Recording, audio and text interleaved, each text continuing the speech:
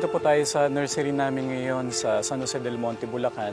It's 40 hectares. Okupado lang namin, maliit na pwesto. Puro mga native tree species yung pinaparami namin dito.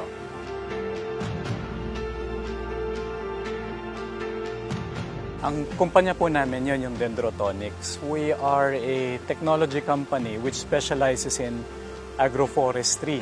So, ibig po sabihin nun, ang intention po talaga namin is mag-reforest sa buong bansa.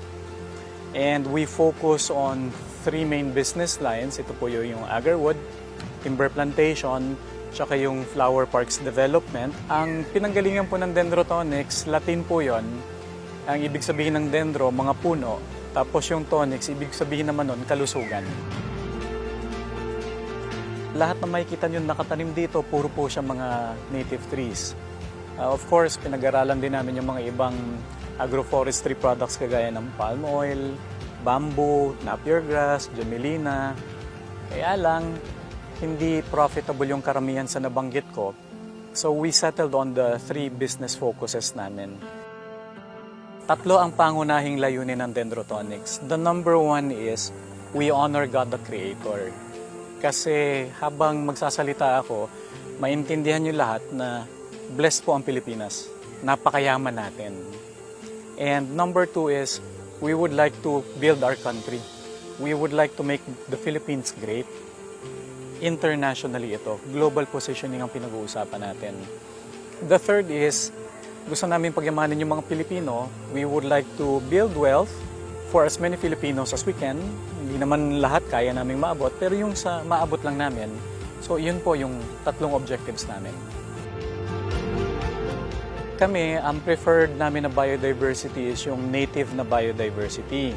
Meaning, yung mga likas na halaman natin. So, yun po yung pinapatubo namin.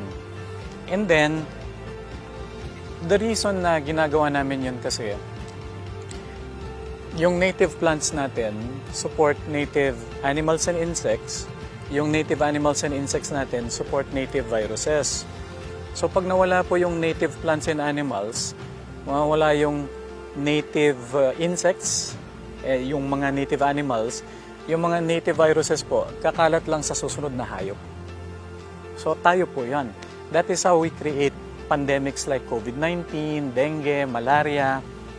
So what we are doing, restoring biodiversity, that is, we are preventing pandemics.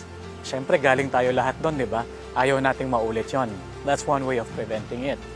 So kami, we've been able to propagate native tree species in more than 100 plantation sites nationwide since 2021.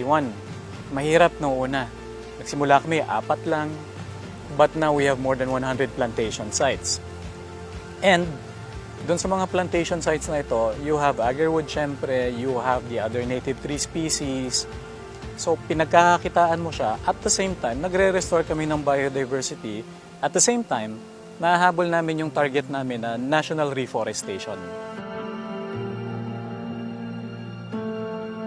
Pinaka-popular namin na business line is yung agarwood. So, ito, yung nabanggit ko kanina na we have 100 plantation sites nationwide. Luzon, Visayas, Mindanao, Palawan, andon. What we learned is, reforestation is only successful if it provides livelihood. Kailangan kasi ng tao maglagay ng pagkain sa lamesa eh. Yun yung sikreto ng mga projects namin.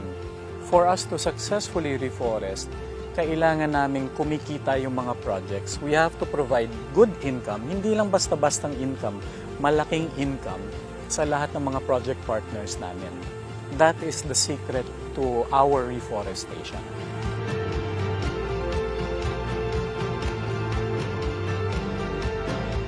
Yung information po tungkol sa sinasabi ko, yung agarwood production, yung timber plantations, tsaka yung Flora Filipiniana, makikita nyo po ito sa website namin sa Dendrotonics, sa Facebook page ko po, Efraim Sarcado.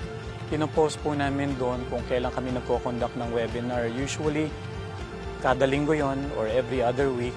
Kailangan nyo mag-register para makapasok, so abangan nyo lang po yon. Pwede nyo rin po akong i-email sa info@dendrotonics.com.